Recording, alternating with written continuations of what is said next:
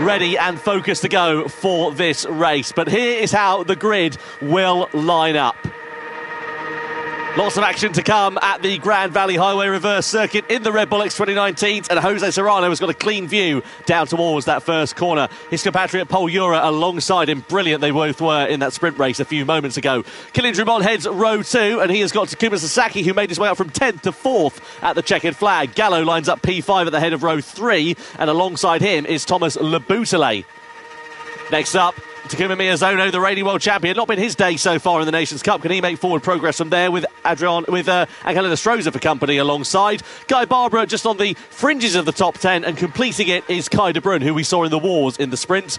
And also Adriano Carazza, he'll be wanting to move forwards from 11th position. And Sam Cardinal, we haven't really seen much from the new-coming Canadian here. And we do now see a look at the tyre strategies, Jimmy. Lots of drivers starting on the medium tyres, but a few on the hards as well. Yeah, I mean, I think you take a stab at it, right? If you're not really at the front of the field, maybe just bolt the hard on, get rid of it, and then hope for the best. I mean, we'll see how that strategy plays out, but this will also be the first time the other competitors can see what the other drivers are on as well, to get an idea of their strategy. But Serrano, Ura and Drumont opting for that medium compound tyre, so they'll be looking to get some space at the start, but Leboutelet is going to be the cork in the bottle for the midfield. They always get by him as soon as possible. He's going to be very slow at the start on that hard compounded tyre. So a rolling start then for the drivers in this race. We'll spread the field out down towards that first corner, but crucially, who is going to be leading when the checkered flag falls here in the Nations Cup? We're about to find out. 30 laps of action to come for our drivers, and of course they must use 2 or more tyre compounds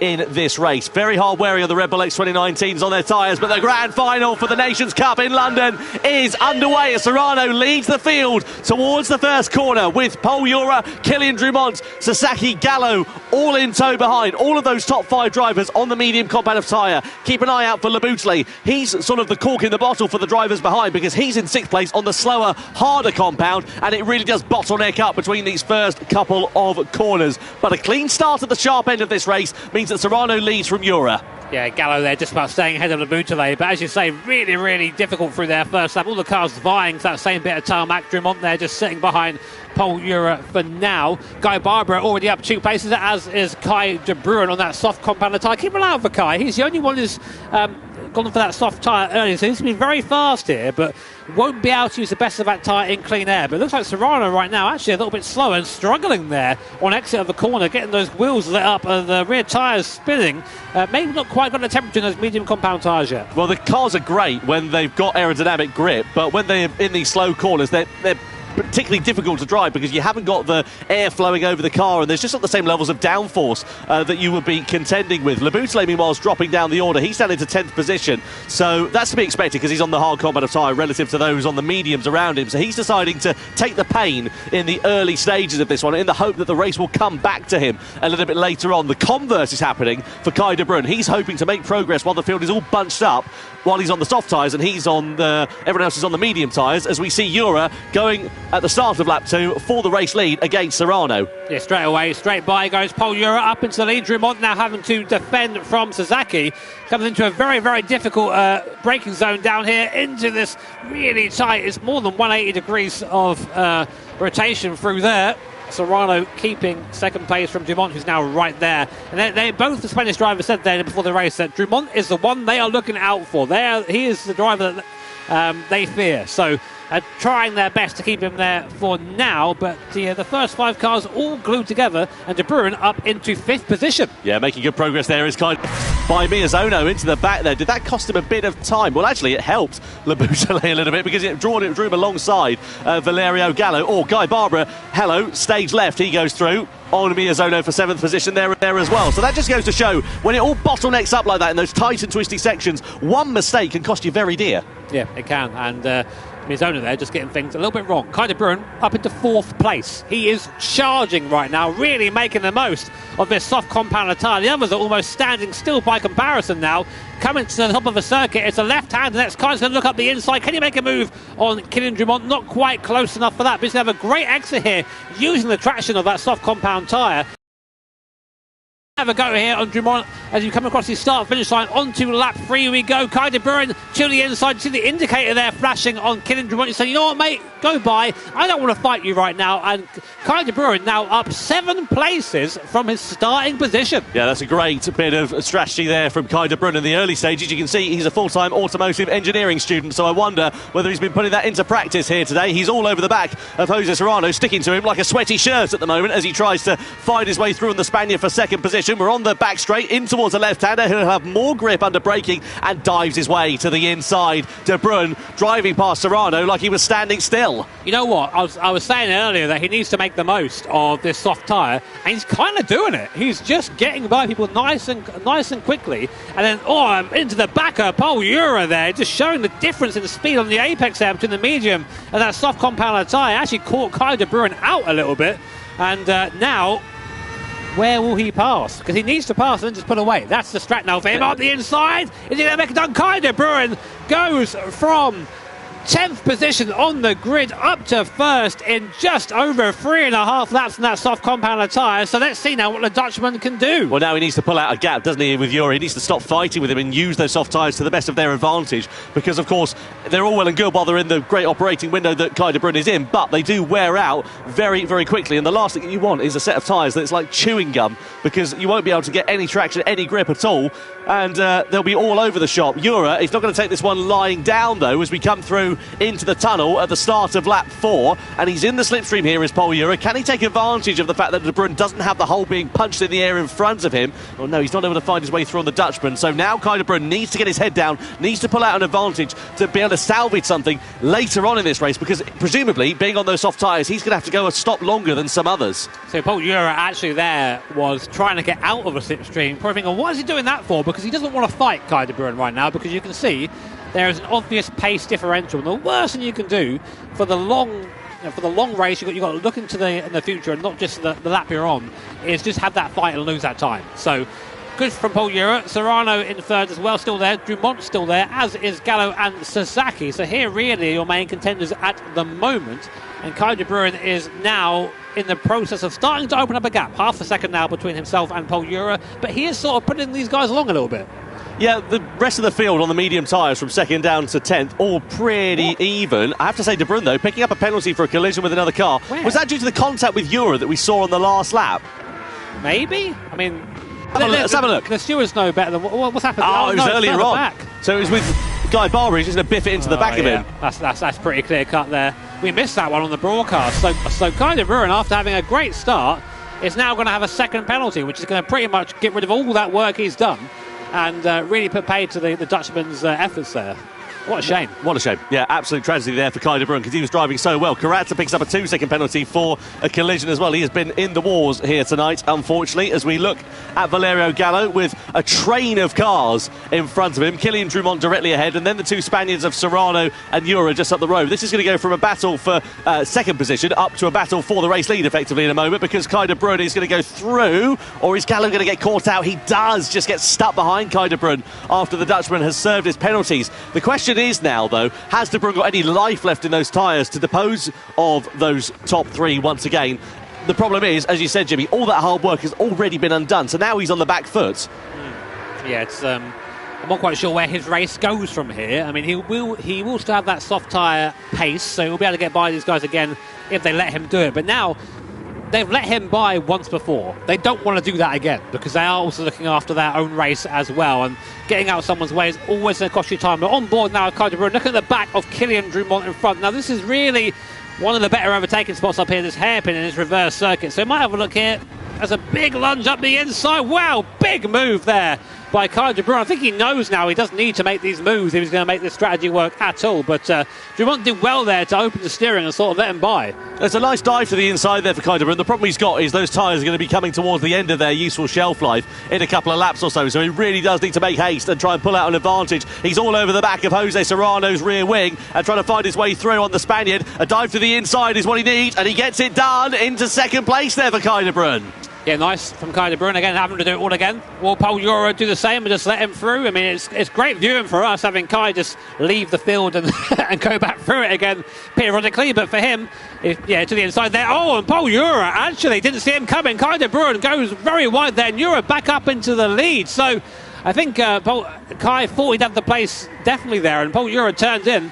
I think to use an old adage that he got to the apex first, did Kai de Bruyne. So I don't know. We'll see what our stewards think of that. Yeah, some aggressive dives to the inside there for Kai de Bruyne. I mean, he needs to do that, doesn't he, really? But the problem is, like you say, he should be a second and a half, nearly 2 seconds up the road now at this point, and he's not. He's 2/10 up the road, which is going to be at a big disadvantage in a few minutes' time, especially on those rear tyres, which are, as you can see, significantly more worn than the other drivers behind, come towards the end of that stint. So here we are then, coming on to the end of lap 7. Paul Euro and Serrano there. Still at the front, really, when you think about it. I mean, Kai de Bruyne isn't that soft compound tyre, but he's not utilised that to its best effort with the penalty earlier on for contact with Guy Barbara. On board with Takuma Miyazono, who is still here. Right, he's still here. He's just in the back of his pack right now, biding his time. And Paul Euro is now fighting Kai de Bruyne. He's had enough of sitting behind the Dutchman. I think now Kai's tyres are starting to go the other way. The soft tyres starting to wear, and there's more contact there with Paul Euro. Desperate driving now from Kai de Bruyne, I think, Tom. Yeah, it's like giving Dracula the keys to the blood bank, this, isn't it? He's trying his best here to hold on to these positions, but I just can't see it working there for Kai de Bruyne, unfortunately. He just cost himself so much time with that penalty, and he's now going to be a bit of a sitting duck to all of those drivers who sit in his wheel tracks behind. We'll just keep an eye on that for now. But this is actually quite nice for Paul Euro. He's got a bit of a buffer now to the rest of the guys behind him. So not the worst thing in the world to have Kai de Bruyne in between you, but still running strong at the moment. You see this awesome Grand Valley circuit. I often wonder sometimes what would happen if the barriers weren't there. It could be quite entertaining, but if you go wide, it is over. Yeah, you have to get good at swimming, wouldn't you? Or find out how good the X2019s are. I mean, certainly. Let's have a look at something going on behind. This was, Miyazono with a lunge to the inside of Sasaki, and Gallo, I think, was just a little bit slower than Miyazono was expecting going into that corner. Miyazono nearly got 2 for the price of 1, but eventually had to back out of it. Meanwhile, we see de Bruyne going in for a defensive line here against Serrano for second position, but just nothing doing for Serrano at the moment. But you would imagine, again, Kai de Bruyne now coming on to lap 8. This is where we're expecting the soft tyre runners to come in, and de Bruyne being the only one of those. Look at those tyres. They are significantly more worn than the others around him, and it's going to leave him vulnerable here. But I say that, he does get up ahead of Euro with the advantage of the slipstream, but has he got the grip then under braking to retain that lead? He does for now, at least. I wonder if they can make this tyre go 10 laps, this soft tyre. That will change the landscape of the race quite considerably for everyone else around them as well. So Kai, I mean, he's not putting away, but he's still there. He's still in that little bubble of cars. And if he can stay there, either hold them up or get towed along on this soft tyre, which is now starting to definitely fall away, his lap time much slower than the cars around him, then he can still maybe make something of this. But it really does depend on the strategy of those around him. So right now, your race order is Kai de Bruyne, Paul Euro, Jose Serrano, Kylian Drummond, Valerio Gallo and Takuma Miyazono, your top 6 at the moment. So we'll see if anyone else can progress from there. Well, keep an eye out for the medium shop runners behind as well, because I wonder if someone's going to try and go for the undercut, because you can see how close they are just in terms of the timing screen on the left-hand side. They're all within a couple of tenths of a second pretty much of one another. If you're Miyazono, if you're Gallo, for example, do you decide to pit a lap early, go for a faster compound of tyre in the middle stint, undercut everybody else when you're in clear air and just run your own race, get out of the dirty air, get out of the traffic, and try and make dividends like that, as we see de Bruyne then coming into the pit lane at the end of lap 8. So those soft tyres have cried no more. Where's he going to go from here, though? Yeah, I think maybe I'd have to go for an aggressive strategy now, another soft tyre, and have a go at that. Now everyone is unleashed. Everyone's like, right, okay, here we go. Now they're fighting as we come down to the hairpin down the bottom here. Drummond looking to the outside of Gallo. Gallo and Drummond now having a little bit of door-to-door contact, or whatever constitutes a door in this car. And Miyazono now being mugged by Sasaki on the inside. The two Japanese drivers side by side. So now that Kai de Bruyne's pitted, everyone's like, right, okay, race on. Here we go. And now things are starting to get spicy. And Kai de Bruyne, as we predicted, has gone on to another soft compound tyre. Yeah, lit the blue touch paper there to Kai de Bruyne coming into the pit lane, because look at what it's caused. Oh, Euro has a big wiggle there and loses positions to Drummond and to Gallo, down to 4th place, and Miyazono biffs it into the back of him as well. Miyazono, he's in the wars here for this one. We've seen a few aggressive dives to the inside, a few uncharacteristic errors from the Japanese driver, and that might be set to cost him a little bit here. Hey, bro's got a snowplow on the front of that thing. He's gone into the back of every car I've seen so far, but not enough. I think it's just racing contact at this point. It's nothing that deserves a penalty in my eyes anyway, but Miyazono now starting to make his play, I think, starting to make his moves. Paul Ura struggling a little bit. His rear tyres don't look to be in that too bad of a condition there. Maybe just having a little bit of a bit too enthusiastic on that throttle there. Well, there you go. We've just seen right now. Apparently, it's Miyazono's dream to visit London. So glad we can do that for you. I was just wondering who's going to go into the pits. Guy Barbara's gone for the undercut here, hasn't he? So he's gone for the medium tyre. Now, where does he go? Surely it's got to be a set of soft tyres next up for him, or at least a set of medium tyres. Wouldn't go for the hards. That would just be, I think, daft, really, to be completely honest with you, at this middle stage in the stint, given how close the drivers are to one another. Let's have a look at a replay here for Paul Ura and see where his second place came unravelled. So he's going through the right-hander, and he's just going to have a bit of a wiggle on the power then here. Big snap of oversteer and a big save there, but loses second and then loses third. Well collected there. These slick tyres don't have any slip, really. You go over the grip threshold and you're having a half spin like that. So they did well to collect that. So frantic at the front, but I'm also having a little look down the back of Laboutelet and Cardinal. They're both on the hard compounded tyres, and Cardinal is staying with Laboutelet, which is a good performance here from our rookie at the moment. So we'll see what they do. They're going to get that hard tyre out of the way. I think hard then medium for these guys. Surely one stop for Laboutelet and Cardinal, whereas everyone else seems to be opting for maybe a two-stop strategy. We'll see how that pays off for them. See, these medium tyres now are starting to get a little bit worn. A few missed apexes coming in from a few drivers here. So Barbara did go on to the soft tyres. He was the first of the medium shoulder runners to blink in this race. He's got a 4.5 second buffer to Kai de Bruyne in front. So that's working out quite nicely there for Guy Barbara. Can he use that soft tyre and the clear air to his advantage? If you're outside of a second or so, generally you're pretty safe in these cars to not worry about the dirty air and so on and so forth, which will just save the front tyres. Really, the difference is crazy, isn't it? Look at that, right on the back of him now, actually lifting the throttle, I think, thinking, no, I don't really want to pass just yet. You have to really pick your moment in these cars, because if you don't, you end up either spearing into the guy in front of you or just having this big understeer or oversteer moment. And we've seen how sensitive the tyres are on this thing, so it has to be measured, it has to be calculated. And will Gallo go for a move this time at the end of the bridge? No, he doesn't. Just staying there for now. Happy in third place. Yeah, Valerio Gallo, former Nations Cup world champion, knows a thing or two about how it is to win one of these races. What about Kylian Drummond in second position as well? Again, he knows how to win a title, won it with Subaru in the Manufacturers' Cup before. And a good opportunity for him to take some honours, take some points, crucially, into the next round of the GT World Series here. Something you guys might not expect is Gallo actually races from the chase cam. There we go. And is one of the best GT drivers in the world. So I always think that's so interesting, because I can't do that. It's so difficult, but he loves it. You see it often in rallying, because drivers say they get a better feel for the car when they're racing with a chase cam. But yeah, an interesting strategy in these single-seater machines there especially. So it's all pretty calm at the front end of this one. Serrano's been able to build out a 9/10 of a second buffer over Kylian Drummond, which could prove to be quite beneficial there for him, whilst they've been squabbling behind. They're just trying to work together then here, aren't they? They're just trying to close that deficit down. But now Drummond goes to the inside, Gallo goes to the inside of Drummond rather, down into the first corner at the start of lap 12, and the Italian goes through and into second position here. So there is Gallo up into P2 now, nice. So now he's going to try and lock onto the back of Jose Serrano.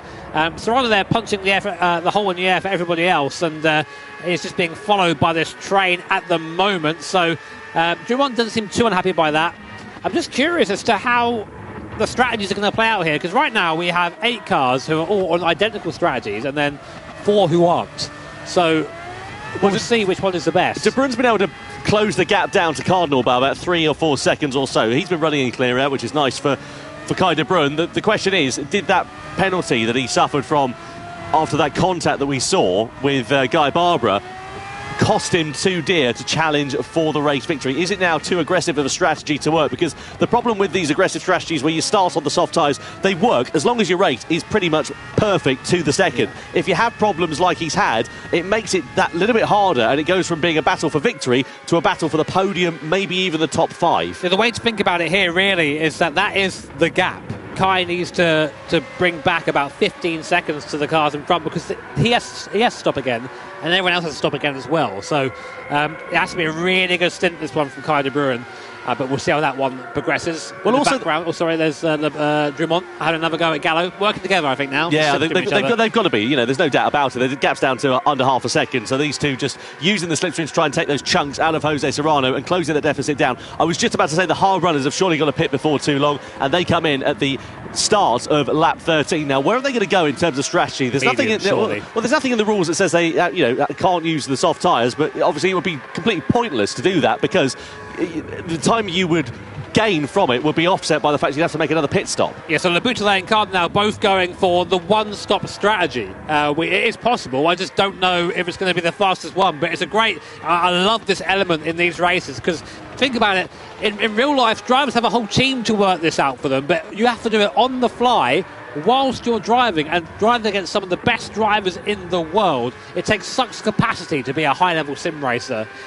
In my head anyway, it's harder to do this and be faster than this than it is to be a driver in the real world. So who's in the pound seats then in terms of tyres? Well, Miyazono's got a little bit more relative to Gallo and Drummond in front, but not much, to be honest. Even Stevens between them. Let's have a look at Sasaki versus Miyazono. So this was Miyazono's move, actually, in fact, for fourth place against Pol Jura. So Jura, we saw him make a mistake a couple of laps ago, dropped down to fourth position. Now he's just on the fringes of the top five. So the race coming unravelled a little bit for the young Spaniard here. Yeah, I mean, he's still in the fight. I mean, you can still see first place from where he is, but he's definitely not enjoyed these worn medium tyres. He's struggled a little bit, especially in traction zone. We've seen that a few times now from him. He just can't quite get the car out of the corner in the same way the others can. It's maybe a bit of a heavy right foot there from Pol Jura, but this is how close it is. You can see Jose Serrano, our leader, from this onboard of Pol Jura, who's in fifth position.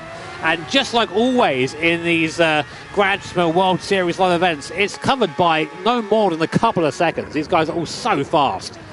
Just looking at the logo on the side of the Spanish car, there looks like the old Super Aguri logo, that motif that they've got on the... Maybe it is. I know, maybe they're back. That's what the streets will remember. Anyway, looking at Valerio Gallo here in third position, you can see a couple of tenths of a second over himself and Takuma Miyazono, but still very even Stevens at the sharp end of this one. Now, who is going to be the driver that will blink first? We're coming in towards pit stop territory. We've seen a few medium shod runners lurking a bit squirrely over the last couple of laps. The times are in the 1 minute 28s. Compare that to the soft shod runners who are in the 1 minute 26s, the medium shod runners who are now in the 130s on their out lap as well. So you would imagine it is not going to be too long before we see these pit stops coming in. And will we see a divergence in strategies? Those that are stuck behind, maybe going for the undercut, going for an earlier pit stop to try and gain track position, come out in a bit of clear air. Obviously, the converse to that is they have to go a lap longer, maybe a couple of laps longer, compared to those who pit later.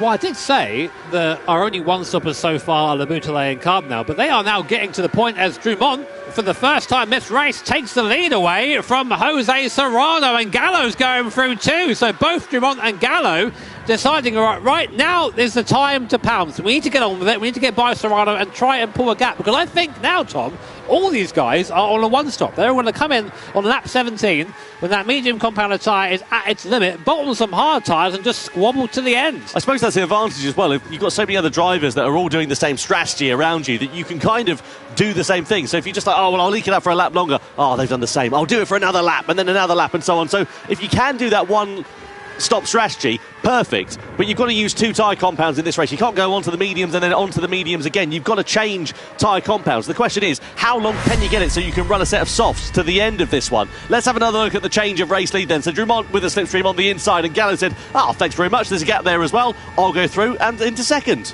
Yeah, nicely well played there. That's how you do it. It's like a high-speed chess in the Gran Turismo World Series events.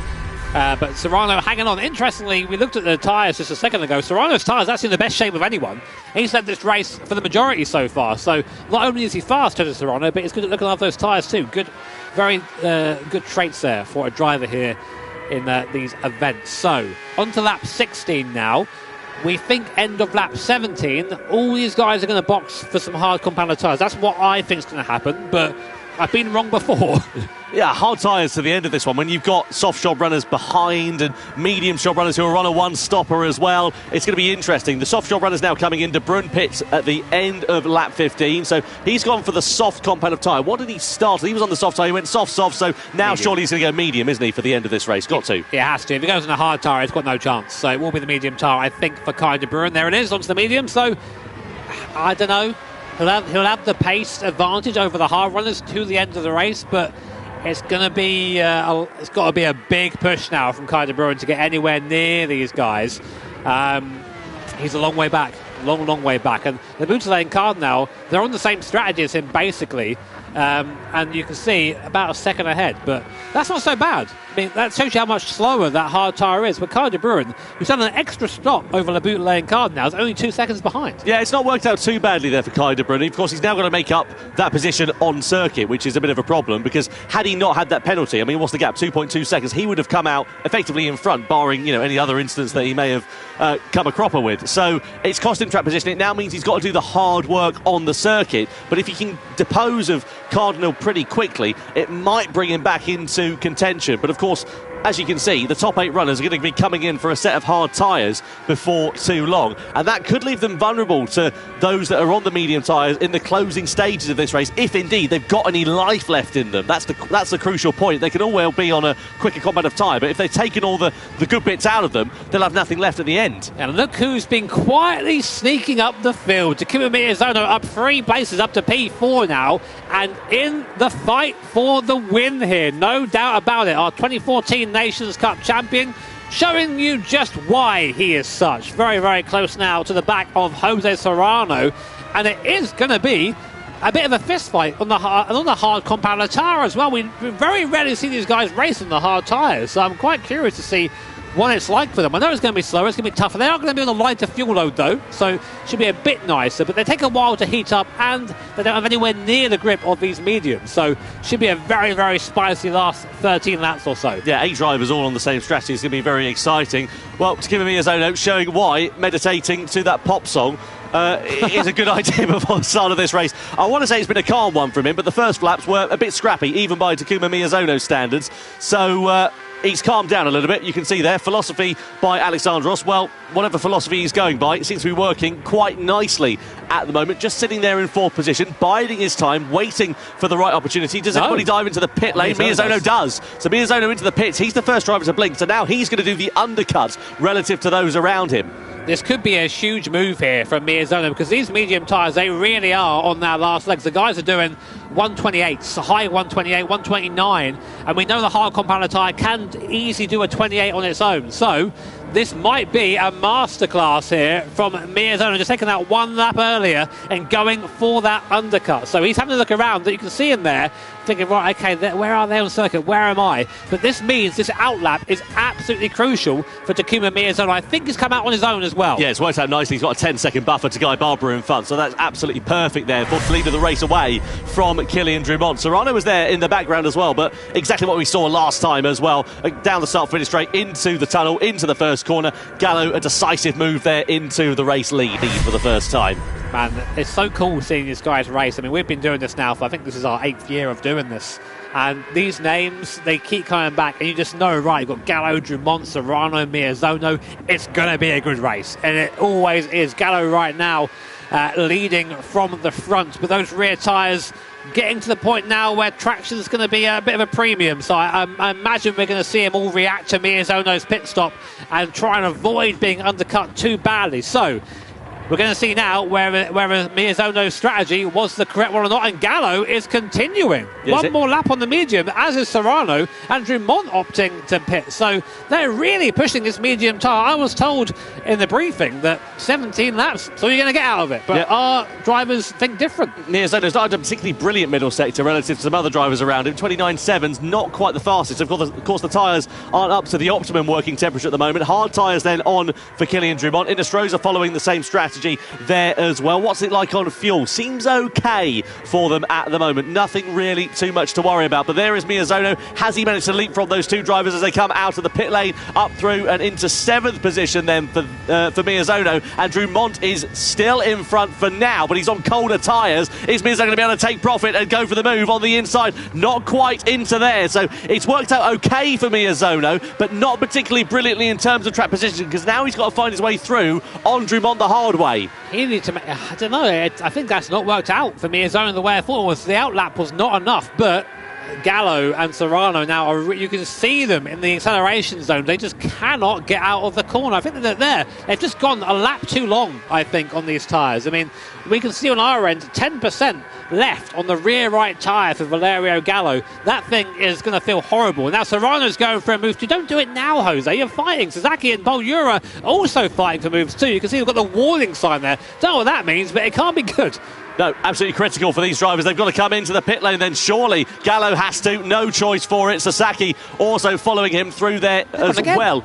So this is going to be interesting, actually, here between these drivers to see who emerges where. Has Miyazono lost time? He's still not ahead of Kylian Drumont. And that, as you say, Jimmy, was absolutely critical in terms of the strategy for a potential race victory for Takuma Miyazono. He needed to leapfrog, and soft tyres for Valerio Gallo, as well as Sasaki here as well. So they've decided to do a completely different strategy. Are they going to try and do the soft tyres 10 laps to the end? We've not seen anyone. We've seen 8 laps from Kai de Bruin. Guy Barbara's been on that soft tyre for 10 laps and come in. Something that says it can work is going again. So maybe this is the play. We didn't see us coming at all. Medium to soft tyre. So right now, Gallo is going to be able to drive right by these guys and just pull away and have a massive gap, and that might just be enough. But Serrano and Ura even better, because they have got an advantage over these drivers, and they have got 1 lap fewer to do when they come in, because surely it's got to be at the end of this lap. So it's critical now for Valerio Gallo to get track position ahead of Miyazono, and look at how much grip he's got ahead of the Japanese driver at the moment. Through the right hander we go, out of the hairpin, great attraction, track position on the inside. Surely he's going to dive his way through and into 4th. He does, so Gallo is up ahead. Now his next target is Kylian Drumont. Yeah, has to do it, has to make these moves count now, does Gallo. Sasaki's got on the same strategy as well on that soft compounder tyre. They need to get through very quickly, and now the threat for Serrano and Ura isn't going to be Drumont and Miyazono, it's going to be Gallo and Sasaki. But can they make this tyre last in? So in comes Serrano and Ura, surely also going to go for that soft compounder tyre. They've seen it can work. I really did not see this one coming from these guys. Gallo there just trying everything to get by Drumont. Yep, as we've seen, Serrano and Ura on the soft tyre, but where do they come out in relation to this pack? This is going to be super important for this race. Well, not only have they ripped up the rule book, they've also rewritten it as we come down the start-finish straight then here. So where do Serrano and Ura emerge as they come out of the pit lane? They're behind. So it's Gallo versus Drumont, and Gallo leads on the soft compound tyre, and now surely he's going to pull away from Drumont. What about Sasaki as well? Can he join in on the party? He's now in front of Miyazono, but it bottlenecks up through this series of corners. No way through for Sasaki on Drumont through here. He's going to have to wait for the circuit to open up, use the great attraction on the exit of the corner, and challenge Drumont for second place if he's going to have any hope of challenging for the victory on this one against Gallo. To the inside goes Sasaki, and to second place as well. So Gallo now needs to take the best care of his tyres possible. I just don't know if this is going to be doable on that soft compounder tyre. But you know what I like is he tried it anyway, as has Sasaki. These guys have got to be clever though. But it's the drivers behind, Serrano and Ura, that are in the penalties. They've got 1 lap fewer to do on the soft compound of tyre. They've got 0.6 of a second of a gap to make up to Miyazono and Drumont, who should be relatively easy pickings. Keep an eye out for the 2 Spaniards. Can they bring themselves right into contention in the closing 8 laps of this race? They need to get ahead of Miyazono and Drumont as quick as they possibly can. I really think this is going to come down to the last lap or two here. Serrano making that big move, and Miyazono has to do it. Up the inside goes Serrano, now locking on to the back of Kylian Drumont. The Spanish cars flying together in formation, cutting through the field. There goes Serrano up into P3 now, and in pursuit of Sasaki and Gallo. Paul Ura is going to use the slipstream, following through. They both go through. Oh my God, contact at over 200 miles an hour, but they all somehow manage to keep pointing the right way. And Paul Ura slots into 4th position behind Jose Serrano. And just like that, the battle for the lead is back on again. Serrano versus Ura, then they need to work together here to close up onto the back of Sasaki Sasaki. 6 tenths of a second, the deficit between Sasaki and Serrano at this point. 1 lap newer tyres between them as well. Is that going to be the difference between winning this race, or is it going to be a battle for the podium? My maths say that those rear tyres from Gallo and Sasaki will not last. I don't think they're going to get those to the end. And as you say, Serrano and Ura, who just waited that extra lap, that might be the difference between victory and defeat here in the first round of the Nations Cup. A reminder, top 6 get points here, of course, but when you're fighting for the win, you don't care about getting a point for 5th or 6th. You care about being on that top step of that podium, and it's going to take some wrestling away from Valerio Gallo, I can tell you that now. It's working out quite nicely here for Labusle. He's right on the back of Miyazono. Meanwhile, Serrano looking for a way through on Sasaki, who parks the car on the apex of the corner. These two both on the soft compact of tyres, to remind you, but Sasaki's 1 lap older. Just to finish the thought on Labusle, he's closing up onto the back of Miyazono. Might be able to snatch a point off of the Japanese driver. He's on the quicker compact of tyre and has gone for the one-stop strategy. Sasaki to the inside then of Gallo at the start of lap 23 and to the race lead. There you go then. So people making the moves early, and you have to wonder, is them squabbling going to be the way? So by my maths, it's about 8 or 9% a lap. You take out the rear tyre around here, and Gallo and Sasaki have to do 10 laps. So yeah, nice look here at Ura in the slipstream. So down into the first corner. This is Ura's move on the inside there with Drummond. It was so close between them. And as you said, Jimmy, how on earth they managed to exit the corners in the same positions that they entered, and indeed in the same direction that they entered, was remarkable.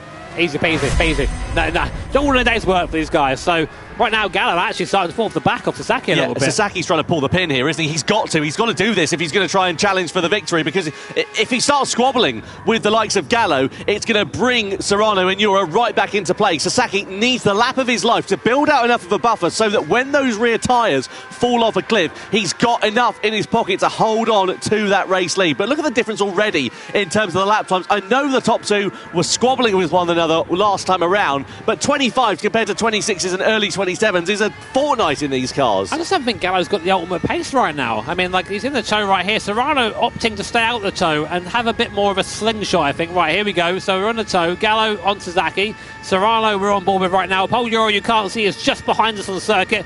They're snaking through here.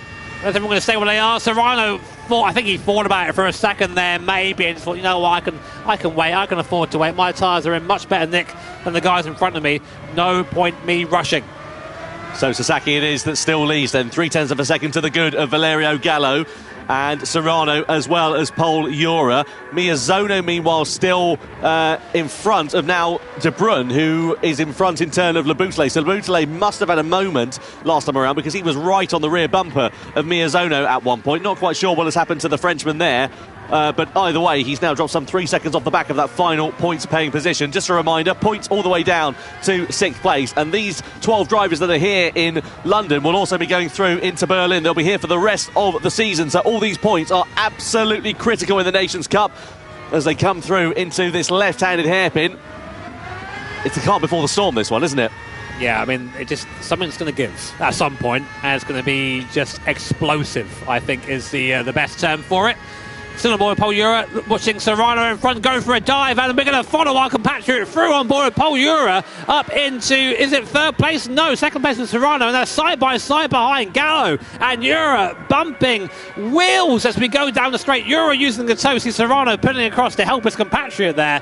Man, these guys are thinking in 5D, aren't they? It's not just about their race, it's also the race of their teammates around them. And they're challenging for the race lead against Sasaki now as well, who's coming under pressure from Jose Serrano into this corner. We know you can make a move stick, but you've got to be last of the late breakers and have a very willing dance partner. Out of the tunnel and into the daylight once again. Serrano now in the slipstream, now against Sasaki, now challenging for the race lead. Does he dive to the inside, to the left-hander? He does, and Serrano goes through. Is the door open for Ura there as well? Sort of on the inside, switches to the outside line. Sasaki's going to defend it, but that'll compromise his run out of the corner, and Ura just has to wait another day and goes for a lunge on the inside, but runs it deep. Sasaki's ready to come back through there, but no door is open, and now it is Serrano versus Ura for the victory in this one, and Serrano's got 9/10 in his back pocket. A huge move from Ura. He has to do that great block pass in the background. Gallo's trying the same thing, can't quite make that one stick though for now, and Gallo he knows that if these guys get away, That's it. There's no coming back from this one. But that was a great move from Miura. Just sat on the apex, gave Sasaki nowhere to go. And now, as you say, Tom, it's Spaniard on Spaniard. And this time, I've got a feeling they aren't going to play so nice. No, this is going to be very interesting between these two. It was sort of civil war, really. We saw it in the sprint race a few minutes ago. Are we going to see the same stakes, though, here in the grand final? You would imagine a much closer affair, and I would imagine a much more aggressive affair, because points mean prizes and every point matters, even in the opening round of the season. The question is, though, who's going to get the final podium place here between Sasaki and Gallo, because it is pretty even Stevens between these two in terms of pace right now. On board with Gallo at the moment. I have to think, does he have a response to this? I'm not sure he does. Both his and Sasaki's tyres are looking pretty second hand at this point. I've still got 4.5 more laps to go, though. Keep an eye out for Drummond, who's down in 5th place. I know he's on the hard combat of tyre, but you can see there he was 0.3 of a second quicker than the soft shop runners last time around. And I wonder whether those hard tyres are going to start coming into their own. Over the course of one lap, they are significantly slower. But over the course of a race duration, that is where the hard tyres will begin to pay off. There's a fair gap to catch up. It's about 4 seconds or so. I think it might be a bit too far away given the later stages of this race. But if anything unravels between these top four, as we have seen it do so, it could bring Drummond, maybe Miyazono, back into play for a position up the order. I just think it's because of the fighting we saw in that lap. I don't think the pace is quite there for the hard tyre. But, as you say, Tom, for Sasaki and Gallo especially, they're going to really start struggling in a couple of laps' time with this soft compounder tyre. That might bring Drummond back. It might bring Miyazono back. It might bring De Bruin back for a point or two, who's there in 7th place, just waiting behind right now. He's quicker than anyone right now, but that last lap time there, Sasaki and Gallo, having a fight. Will we see Gallo go for a move?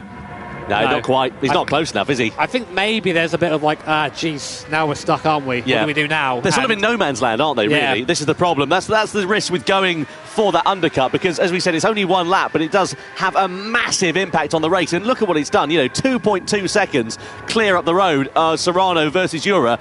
And they've got enough of a cushion now in their pocket to sort of get involved in their own squabble, because they know that Sasaki and Gallo will not have the pace to catch up.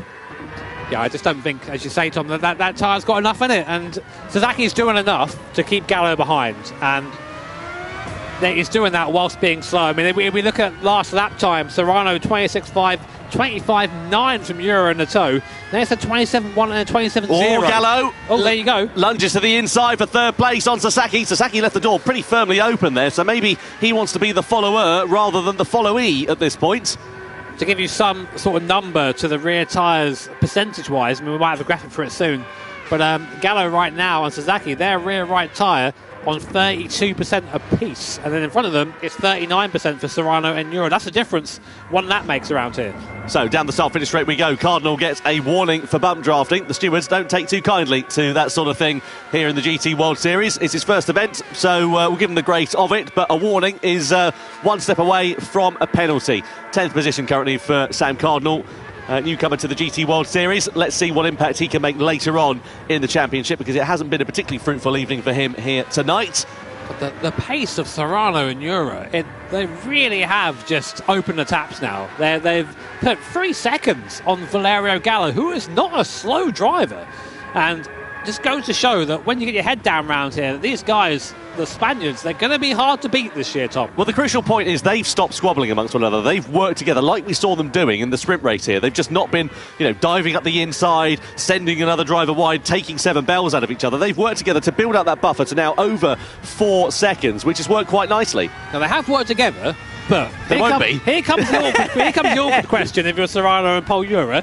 Who wins this race? Because we're coming in now to the penultimate lap, and Euro is, I'd say, probably in the better position. He's got the toe, which means pretty much an automatic pass into the first corner if you're in about 3-4 tenths or so. Right now, though, I think Serrano is aware, I need to actually try and pull this gap out a little bit. So we're now going to see a bit of a fist fight, I think. And these guys, as I said, they are compatriots. They are part of that same Nations Cup victorious team in 2023 when it was a team game rather than a single driver. But right now, they are enemies. Who will win? Well, in a lap and a half, we're going to find out. It's a mental game here between these two, and Serrano closes the door there on Pol Jura. Well, the door was never really open, was it, to be completely honest? But Jura closes up onto the back of him, and he's just trying to find his way through, trying to sniff out where Serrano is a little bit slower over the course of that lap. Look at where his weaknesses are. Maybe send a dress rehearsal to the inside, a warning side to Serrano to try and challenge for this race victory here. You're watching right now two of the fastest Gran Turismo drivers in the world duke it out for the first win of the year here in London. Jose Serrano, your leader, Pol Jura in second place, and with only a lap and a half of this Grand Valley reverse circuit to go, it is anyone's game. Jura, of course, needs to find a way past Jose Serrano. There's realistically maybe one or two more chances to do that, and here's one of them now. Serrano very, very slow there. Jura deep, actually. That might have cost him slightly. Jura has a slightly worse tyre than Serrano in front, but that won't make too much difference. Using the toe up here to the top of the course, and this I think is going to be Pol Jura's next chance on the exit of his left-hander, Tom. De Bruyne's going down the order as well. I think he's had a problem there, down into 7th position, just behind now Takuma Miyazono. So out of the points there for him as we come on to the start of the final lap for the grand final of the Nations Cup here in London. It's Serrano who leads Pol Jura 0.2 of a second in it as we come into the first corner. Serrano defends Jura, looking for the outside line. That's going to be brave and bold and brilliant from Pol Jura if he can make it stick. Side by side they run into the braking zone. Serrano's got track position. Jura's off onto the grass on the inside. He's got the line though on the inside, but it switches to the outside line through the next left-hander, and somehow Serrano retains the lead. Jura's got the toe though down here. This will be the last chance in realistic to make the move. When he goes to the inside of Jose Serrano, he looks for it, doesn't quite make the move stick. Serrano goes deep into the braking zone. Will he now get the cut back into this right-hander? Jura takes a wider line. Serrano sits on the apex there, stops Jura getting the power, but a slight wheel spin moment. Jura looks to the outside. Again, he's alongside, but just can't make it stick. He's wide, he's wide. Yeah, he's no. Oh, it's so hard though when you run it deep though, because it switches back to that left-hander, and it just gave Serrano enough track position. Half a lap to go then here, separating Serrano and Jura from victory in the grand final in the Nations Cup. And launch to the inside for Jura. Can he make it stick on Serrano? He slides. Is that moment over? Is that victory over for Jura then against Jose Serrano? It's advantage Serrano with just a few corners now remaining. Serrano then, I think, maybe called the bluff there off Pol Jura, just about managing to take the win away. Maybe one last chance for Pol Jura. It's going to be a drag to the line between Serrano and for Jura then, between the two of them, but Jose Serrano pulls a blinder and wins the grand final of the Nations Cup here in London. It's Jose Serrano on top, Pol Jura in second. Valerio Gallo will take third ahead of Takuma Sasaki. What a fantastic end to that race. It has absolutely destroyed my vocal cords as Jose Serrano destroys the competition here in London. If you're anyone else but a Spanish GT driver right now, you're probably thinking, what do I have to do? Gallo there did really well, I think, to make that soft tyre last. His right rear tyre was on 3% when he crossed the line in P3. Sasaki in 4th place, Drummond 5th, Miyazono in